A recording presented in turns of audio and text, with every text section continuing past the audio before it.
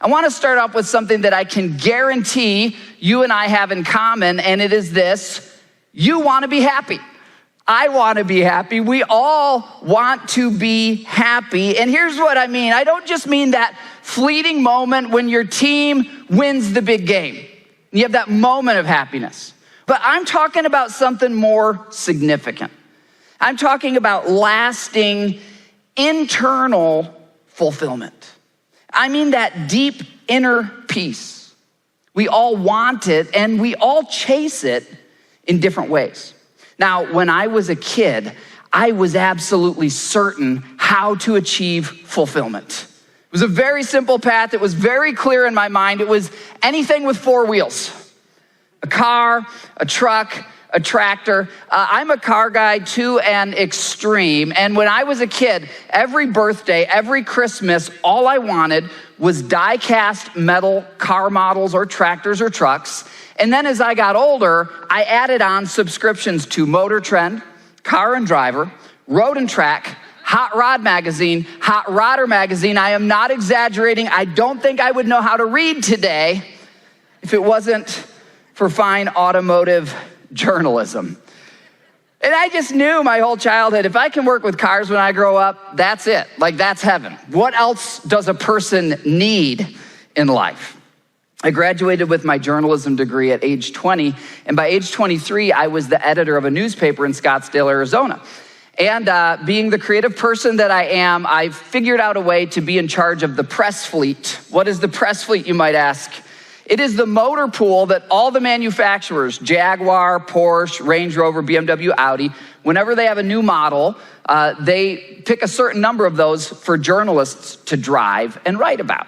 So I was in charge of the press fleet for the newspaper that I worked for. What this meant was that as a 23-year-old, I could not go and rent an economy car because I wasn't 25.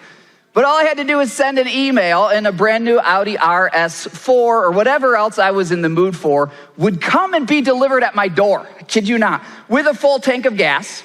I could drive it for 1 week or 2 or 3, then I would write my column about it, and then I would say what I want next. Let's go with a supercharged Range Rover. Let's try that. And that was literally my life for a number of years. And there's a picture of me at the wheel of one of those Audis. Here's what I learned during that time. 1, cars are awesome. 2, I also learned that if I was having a really bad day, let's say my girlfriend just broke up with me, and I slid into the leather seat of an AMG Mercedes with a sticker price of $146,000, it was still a really bad day. And I learned that if I had an entry-level economy car that I was testing that week, one where you close the door and it sounds like a tin can and the windows roll up. In fact, when the first hybrids came out, I remember the first Honda hybrid. It was Phoenix, Arizona. I stopped at a stoplight. It was 115 degrees out, and the air conditioning turned off because they hadn't yet figured out how to have a hybrid where the AC stayed on. Anyhow, I'm getting a little detailed here. Point is, I learned this. Even if it was a really terrible car, but I was having a good day and I was fulfilled in purpose and significance, then I was still just as happy. You know, I got what I had always wanted, and I found that I was thirsty for something more. I wonder, have you ever felt that way? Where you give everything you can to get a relationship or a promotion or a home or some achievement or some possession, and it's not that the thing is necessarily a bad thing, but you finally get what you wanted and you find that you're still unfulfilled. I wonder if you can relate to that. Maybe you thought having a baby would make you happy, and instead all it did is make you sleep deprived. Maybe you thought the promotion at work would make you happy, and instead it's just made you more stressed because now you're always thinking about work and there's so much responsibility with it. Maybe you thought, oh, the bigger house, that'll be the thing, and you got the bigger house, and now it's like, oh man, maintaining and cleaning and paying the bills on the bigger house, maybe this wasn't all it was cracked up to be. Maybe you thought, if I could marry that amazing person, that'll be happily ever after. And you get married and it's beautiful, but it turns out to be a lot of work and a lot of hurt feelings along the way. If we live long enough, we all experience this feeling of this lack of fulfillment even after chasing fulfillment with all that we have. Well, I wonder, would you like to discover today how you can find fulfillment that lasts? Would you like to discover today how you can find that kind of inner peace that whether you're getting into an economy car or the relationship didn't work out or the promotion didn't go through, you're okay? And that even when those things do go through and they're good, but not as good as you thought they'd be, you have something else inside. Would you want that today? Well, I want to take you today into the definitive feature of Jesus' teaching. You see, Jesus claims over and over again that he can give you life to the full. And this is one of the unique things about Jesus. Of all the people in human history, he did not claim to just be a good teacher or a profound spiritual guru or someone who could help you improve your life. He claimed that he is Almighty God. He claimed that he's the one who spoke the universe into existence and that he designed you and that he alone can fulfill you and that he freely offers that to you. These are radical claims from a real person who actually lived. And I found, as a skeptical journalist, I started at the very beginning, did this guy even live? And once I decided, okay, he lived, then I looked, can we know what he said? And once okay, these words are reliable, this is what he said. Then I started to look at these words and I thought, this guy's either crazy or he's actually God. There's not really a lot of room in the middle because look what he says here in John chapter 10 to you. He says, I've come that you might have life and have it to the full. I mean, who else talks like that? You know, think about this. This is a real person. Can you imagine being at like a party with some friends and you sit down with a drink and some guy sits down next to you and he turns to you and says, hey, I've come that you might have life and that you might have life to the full. You'd be like, what are you talking about? Jesus talked as if he's the creator of the universe. He claims that he's a source of fulfillment that never runs out. Listen to this in John 4, he put it this way, whoever drinks the water I give them will never thirst again. He's talking about this very thing that I was talking about with the press cars, where it's like, man, it's fun to drive a new car every week and not have to pay anything for it, but there's something deeper. And we've all been there where you get the car or the house or whatever else, and then after a few months or a few years, it's like, well, what's next? And Jesus makes this claim. He says, if you will receive me into your life as God and experience me, you'll find the one source of water that you never thirst again. Radical claims, but are they actually true? And that's what I want to encourage you to genuinely ask yourself today. Could Jesus give you a lasting fulfillment that nothing else and no one else can give to you? What if he could? I spent probably, if you count my college years all the way through my journalism career, more than 10 years researching the existence of Jesus and then the ancient manuscripts. And I'm such a nerd that I went and learned ancient Greek because I wanted to know, like, can we trust this thing that's called the Bible? Have they fiddled with the original language? And I'm such a nerd. I compiled so much evidence, and I found that it all falls into really three basic categories. There's ancient evidence. Ancient evidence would be things like Josephus and Suetonius and Tacitus, non-Christian writers of Jesus' era who described this Jesus of Nazareth who claimed to be God. And when I found those ancient writings and ancient artifacts, it affirmed to me the church didn't make up this Jesus guy. He clearly lived. And there's all sorts of ancient evidence, but then there's external evidence. External evidence is really the human record from the time Jesus was born until now that we can measure objectively how he has impacted humanity. For example, every time you're filling out something online and you have to put in your birthday and it asks you the year that you were born, why does that year start with a 1900 or a 2000 when we know that humanity goes back far longer than that? Because the year 0 on our calendar is the year when Jesus was born.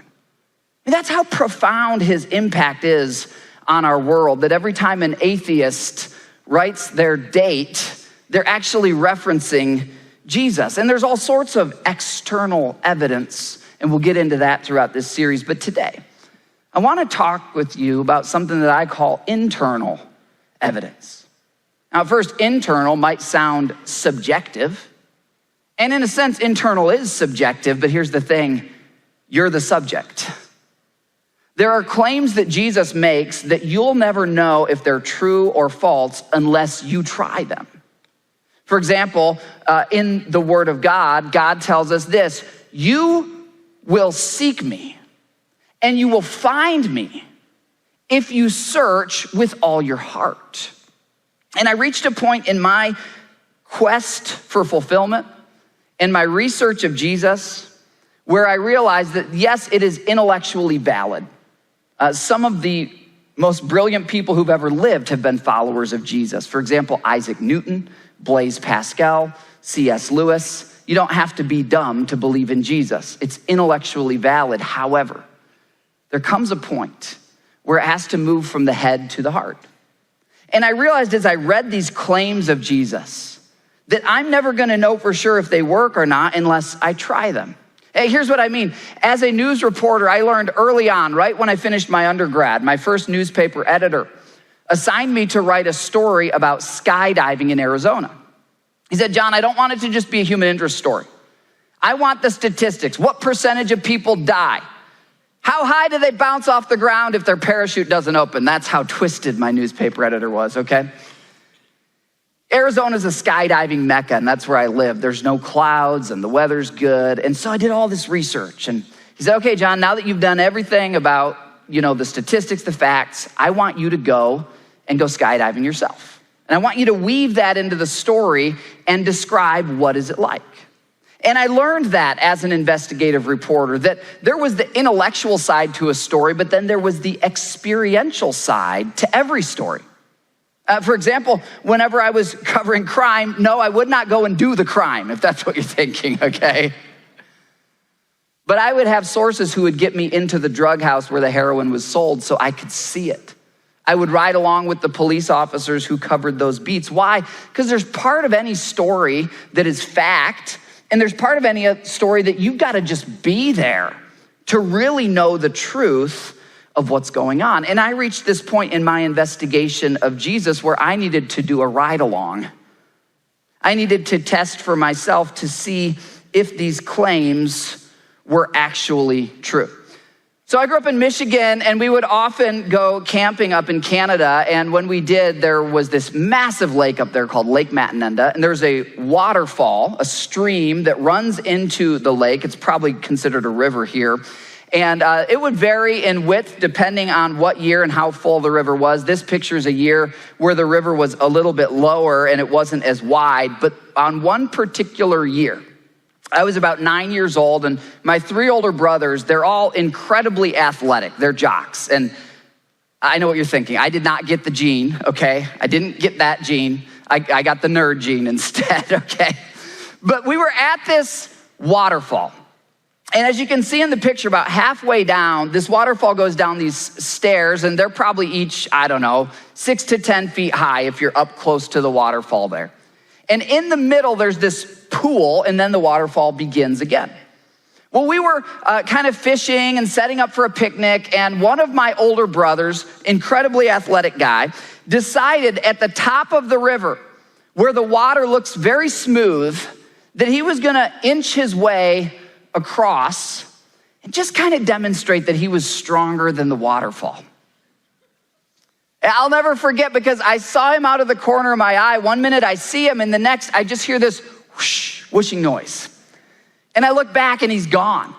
I mean, like that, the waterfall had taken him down a number of those steps, and in the middle where there's this big pool, the water's just, going straight down. It's burying. And my other brothers, we run there and we're waiting, like, is David's head gonna pop up out of the water? And we keep waiting, and his head's not popping up. And now, if any of you are a youngest and you grew up in a small home and you always had to share a bedroom, you probably know what I was thinking at that moment. It's true, I'm a terrible person. I was thinking, if he doesn't pop up, I'm gonna get his bedroom. He did pop up and he lived and everything was fine. But here's the thing, my brothers and I, we will never again underestimate the power of moving water. We've learned that no matter how strong you are, if you step into a powerful current, the current is gonna take you where the current is going. And it's a great picture because in life, we all get carried along by different currents. Sometimes we step into the current of popularity, or the current of achievement, or the current of material possessions, or the current of relationship, and we think it's gonna take us one place, but we don't realize it's taking us somewhere else. We all seek to be happy. We all seek to be at peace, but so often we find ourselves in these currents that are taking us out of happiness. They're taking us into anxiety, and it's like we can't even get out. You know, every drug addict who has ruined their life and their relationships and their career, they don't start off by saying, hey, I really want to ruin my life and family and career. They start off thinking, this feels good, this helps, and I know some other people can't control it, but I can, and the current's not going to take me where it takes everyone else. None of us, plan to ruin our lives or plan to be unfulfilled, but there's all these raging currents. We step into the current of our dream career or our dream car or our dream partner, and a lot of those things are not bad things. They just don't take us where we thought they would take us. In my life, I spent a lot of years, really my college years, all through my 20s, looking at the different currents of life. I'm an analytical person, and I know it sounds nerdy and weird, but I kind of launched out at age 17 from my home of origin to just study what path actually leads to fulfillment? What path am I gonna choose for my life? And I figured instead of just trying them all, I could look at other people, let them get tossed around in the white water, and decide what current leads where, and then be intentional about what to step into. I know that's kind of analytical and nerdy, but that's part of my journey. Here's something I realized along the way. I'll never know for sure if the current of Jesus can carry me to fulfillment. I'll never know that for sure unless I get into it. There's so much that I can observe from the riverbanks, and I did a lot of observing from the riverbanks. Did this guy live? Have his followers been good wherever they've gone around the world? Has it been generally a good thing for humanity? And then as I got to know followers of Jesus today, there was this fulfillment. There was this peace. But I got to a point where I realized I'm never gonna know for sure unless I step in for myself. And here's what I wanna ask you today. Could Jesus give you the fulfillment that nobody else and nothing else can? And the answer is you'll never know unless you try it. Could Jesus give you a peace that is with you in your young years when you're looking for a spouse or those early fulfillment things, a peace that's with you in your retirement years when you're searching for identity and purpose, a peace that's with you even when you face the end of your life? You'll never know unless you try it. I want to tell you two stories, true stories, of people who gave everything they had in the pursuit of fulfillment. And as a reporter and a journalist, I had a front row seat to both of these stories. Now, when I would get assigned a profile like this, at the point I was at in my career as a journalist, I would spend months, sometimes 3 to 6 months working on one story. It was very in-depth reporting. So when I was assigned a profile on a person, I kid you not, I would visit their childhood home. I would talk to friends they had in high school, talk to their ex-wives. I would talk to their business partners, to their neighbors. I want a 360-degree view.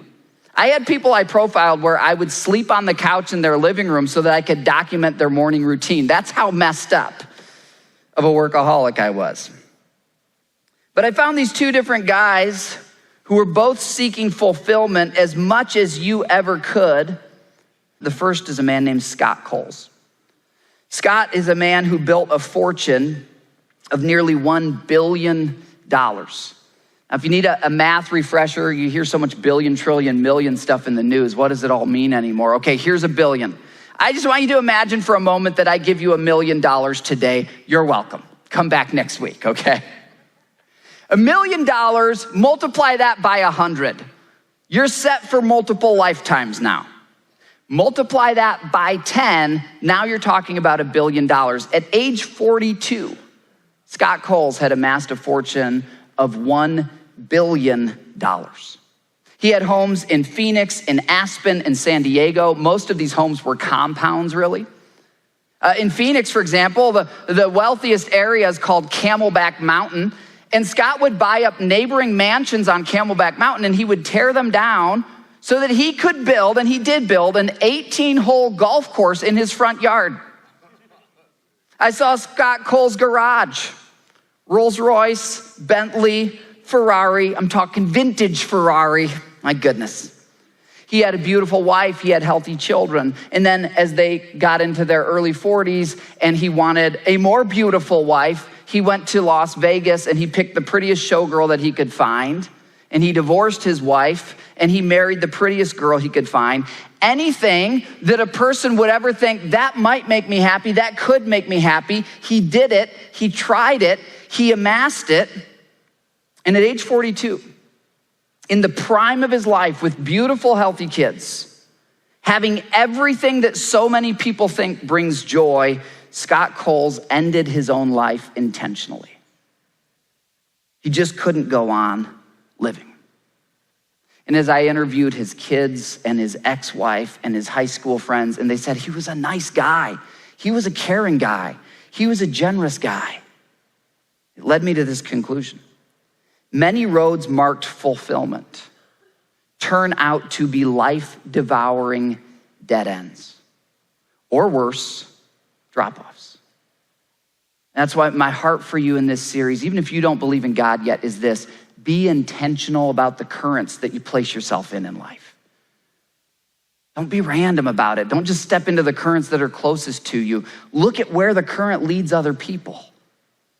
And I remember I was still driving the press cars at that time and thinking, oh my goodness, if that guy got all those things and felt like life wasn't worth living, then I probably shouldn't get in the current of thinking that material things will bring me ultimate fulfillment, because I'll never get a fraction of what that guy had. And if that didn't work for him, it's clearly not gonna work for me. I've never been the same since seeing firsthand a man who had everything that people would think brings happiness, or at least some sense of peace, but he was so hopeless that he ended his own life. What a tragedy. It led me to ask about my life. What am I really hoping will carry me to fulfillment? Maybe this will be a life-defining moment for you wherever you are in your journey, to just kind of zoom out from social media and family drama and workplace drama and everything else in the news and just think about your life. Like, what current are you in? What do you think will bring fulfillment? Because we all think something will, but we rarely sit down to actually write it out. And if you were to write it out, you might be surprised. Well, as I was wrestling with this for my own life, having seen the intellectual evidence of Jesus and having seen followers of Jesus changing the world, I profiled another person who had given everything in the pursuit of happiness and fulfillment. This guy had a totally different life. Grammy-winning musician. I spent about 3 months interviewing him and his daughter. During that time, his music videos were still playing on MTV. He had millions of dollars in the bank. He had had investments all around California. But he described to me that his life had been completely miserable. In fact, while I was profiling him and spending that time with him, he described to me in detail different times where he and his wife were both high on meth. And they would get into these violent physical altercations while they were under the influence of that drug. He described to me a time where he looked down at his knuckles and he saw his wife's blood on his own knuckles because they had been fighting so aggressively. He described another time where a number of famous musicians and artists had come over to his house for a huge party, and there was a lot of drugs and a lot of pleasure. And he woke up in the morning and he went out to the pool, and his 2-year-old daughter was curled up on a towel right by the edge of the pool, and she had slept there all night. And even through the drug brokenness of his mind, he just realized, my life is a mess. But he had gotten there by going after fame, getting it, fortune, getting it, achievement, getting it, possessions, got it, experiences, he tried it all. And it just led him lower and lower into this darkness. There was a key moment in Brian's life story where on an Easter Sunday morning, he walked into a church a lot like this, near Bakersfield, California.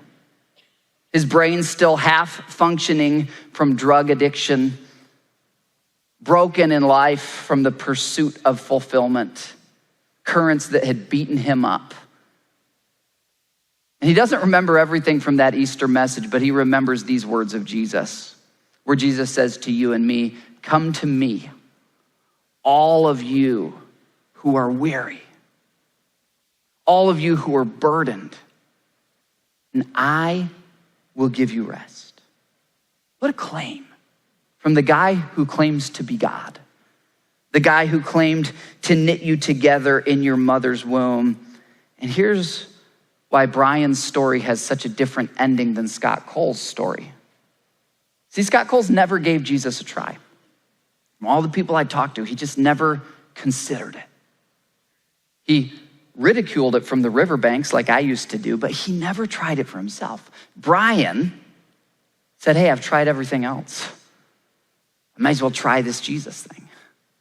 And on that Easter Sunday, he chose to give it a try.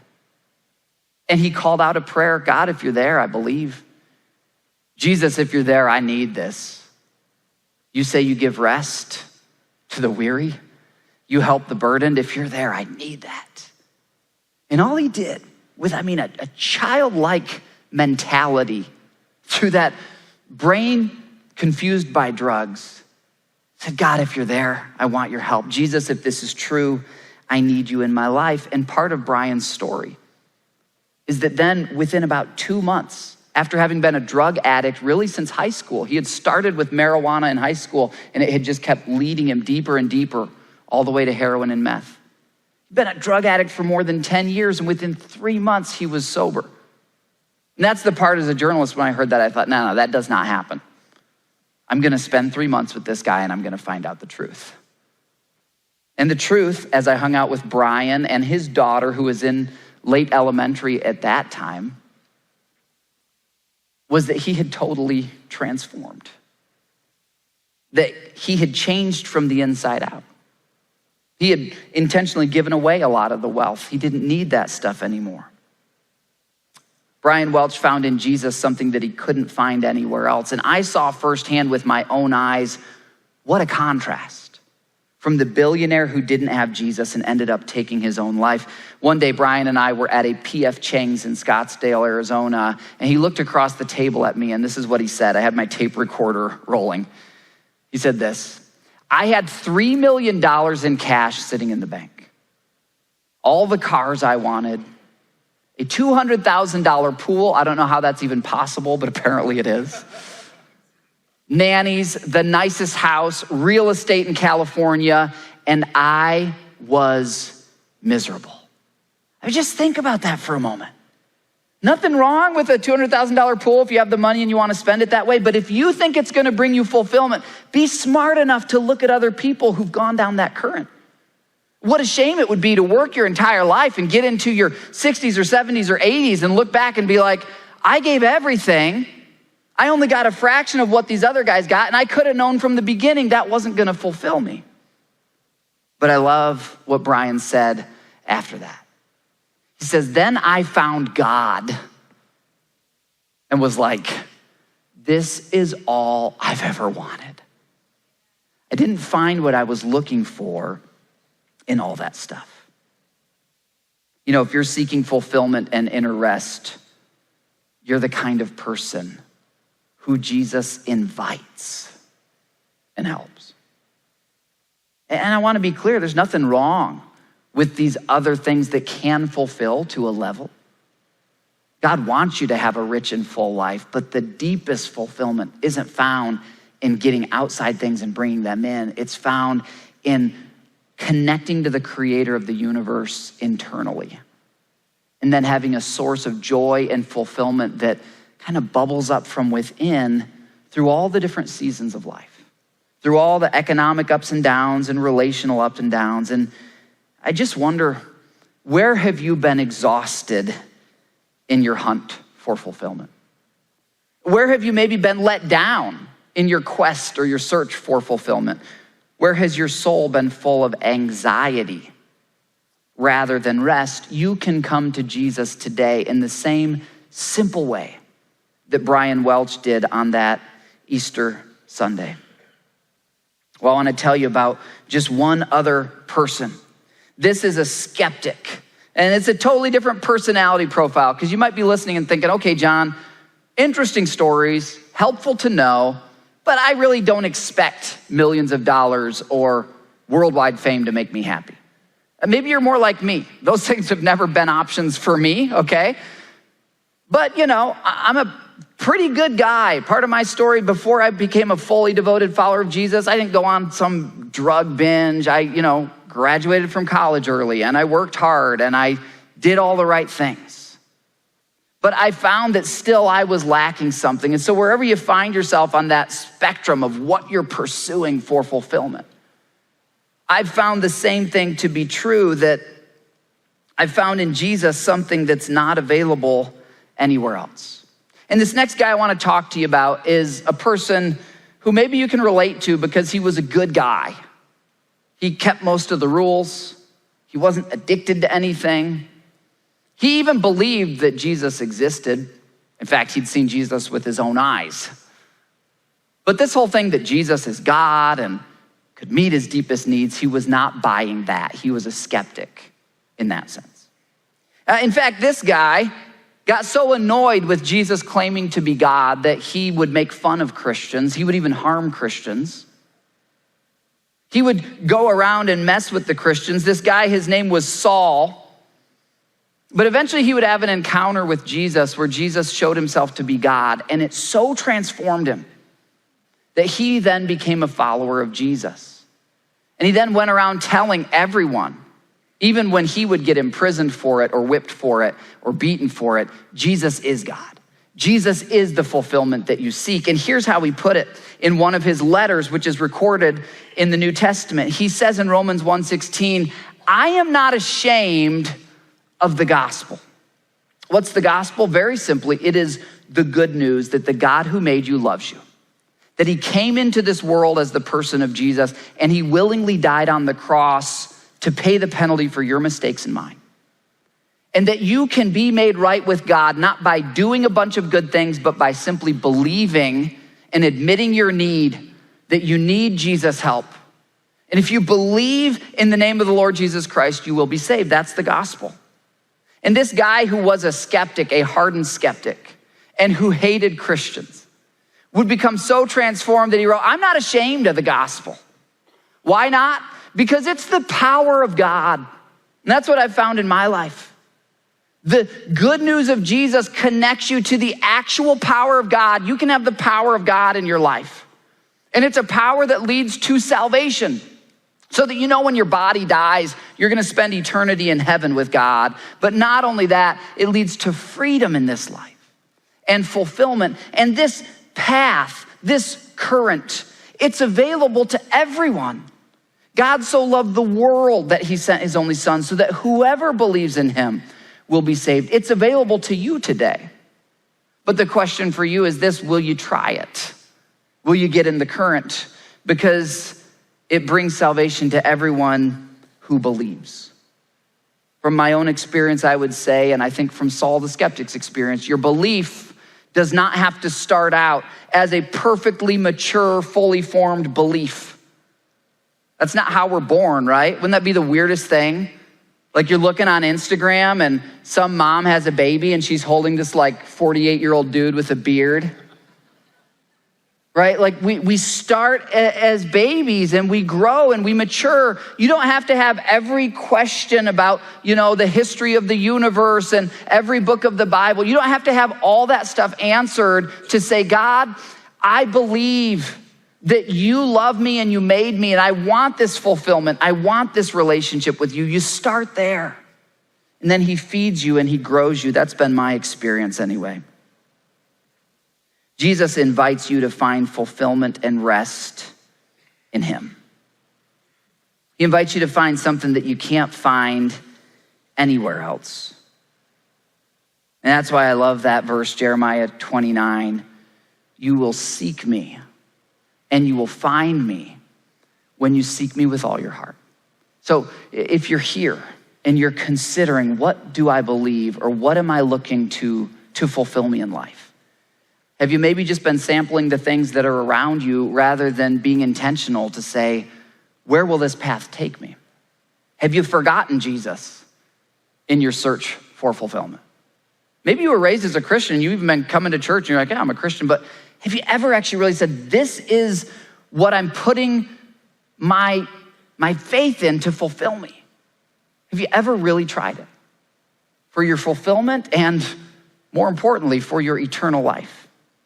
Maybe you're here and you're a believer and you just needed this reminder today that all those other things, and they might not be bad things, but they're not gonna fulfill you the way that Jesus can.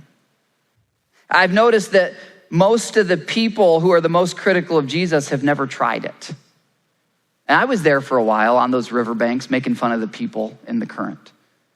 But once I actually tried it, this claim of Jesus, come to me, all you who are weary and burdened, and I will give you rest. It turns out to be true. But you've got to come to him. You've got to give him a try. The fulfillment of Jesus is found in the space between religion and relationship. That's really was my journey. I grew up with a religious teaching about Jesus. And then I went full circle away from it and I studied just Jesus himself and I came all the way back. And I want to encourage you, if you've cast off Jesus because of his followers, to look at him himself. Look at his words for yourself. And by simply praying to him, God, I want to find my fulfillment in you. Show me what to do with my life. Show me which path to take. Catch me up in your current.